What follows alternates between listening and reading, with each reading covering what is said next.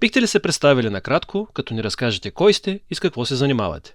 Казвам се Даниел, занимавам се с рисуване цял живот и упражнявам няколко професии едновременно, свързани с рисуване. Концепт арт, сториборд, анимация, илюстрация и комикси.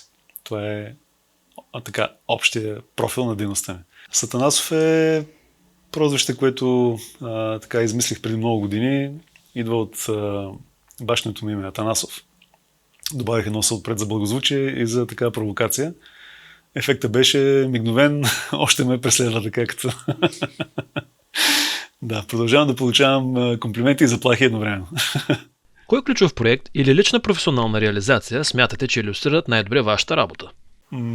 Трудно ми е да преценя. Честно казвам, аз това казах и на лекцията преди малко, че това, което най-добре илюстрира работата ми е, че до сега нищо не съм завършил както трябва в продължение на много години и се надявам, че ще успея в близките няколко години да завърша поне един от проектите си личните, който съм се хванал сериозно с него за трети пореден път. Това е комикса Бион.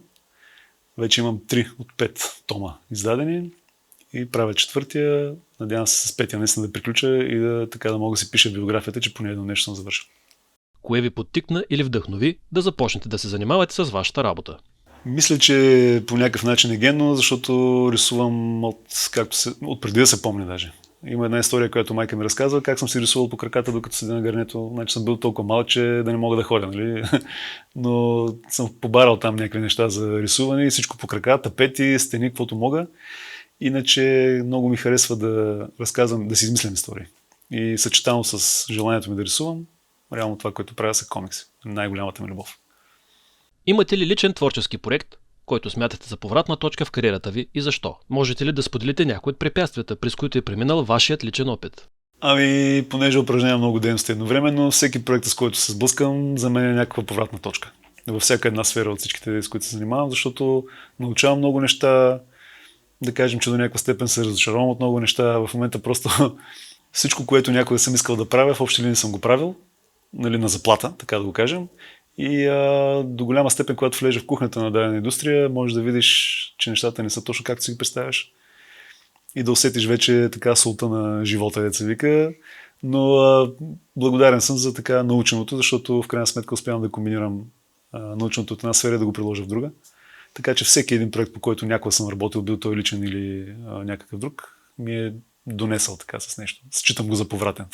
Влагам във всеки един проект голяма част от себе си. Всъщност тези, които са особено личните ми проекти, те са до голяма степен са разказ за мен самия. Героите вътре до някаква степен не подобяват мен. Нали, сега, като изключим така частта с многото насилие, нали, да кажем, че моите мисли и светоглед по някаква форма ги така представям в историите си, личните си истории.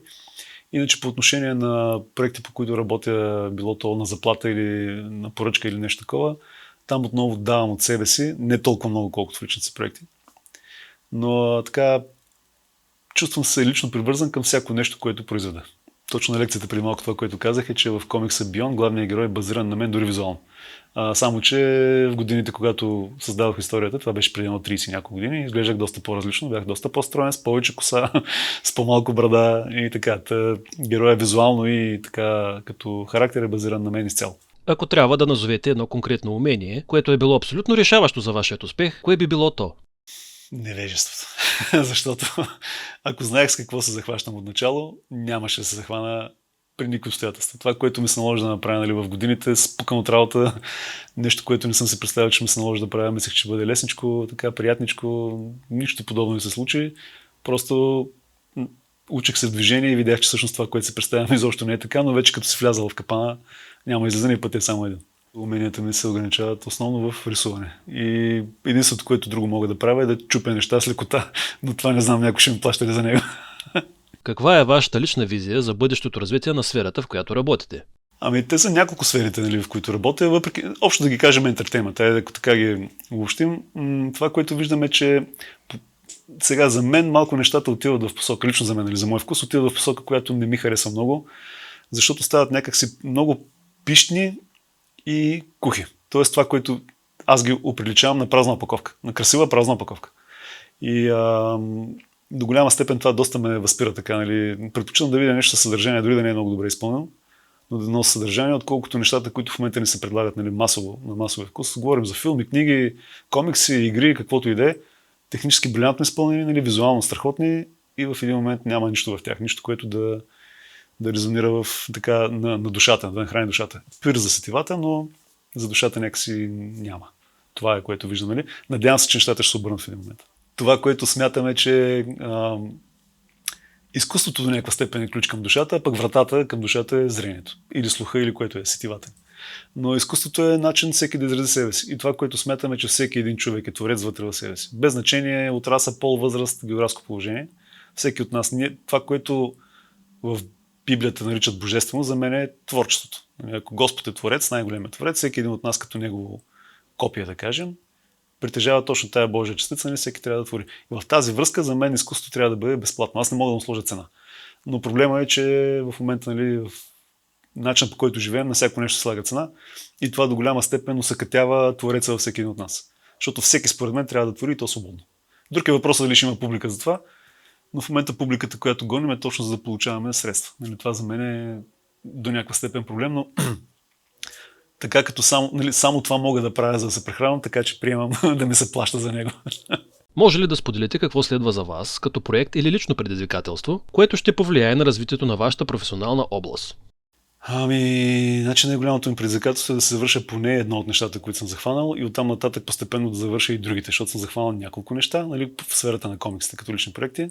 Искам да завърша този първия Бион, за който става въпрос. Той ще е близо 1000-1100 страници, нали, когато го завърша,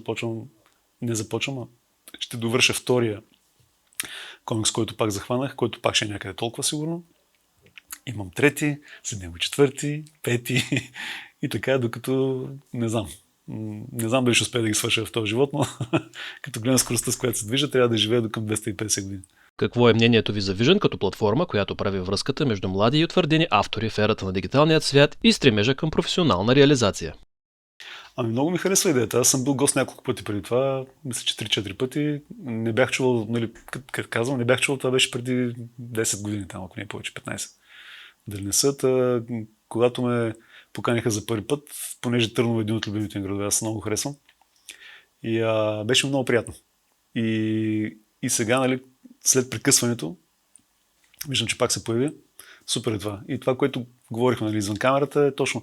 Виждам, че тук нещата са доста по-свободни и доста по-така в посока дигитално, в посока, нали, така, по-творческа и себе изразяваща се. Не е нужно да бъдат в скования стандартен до сега наложен ред. Нали, има просто по-голяма свобода.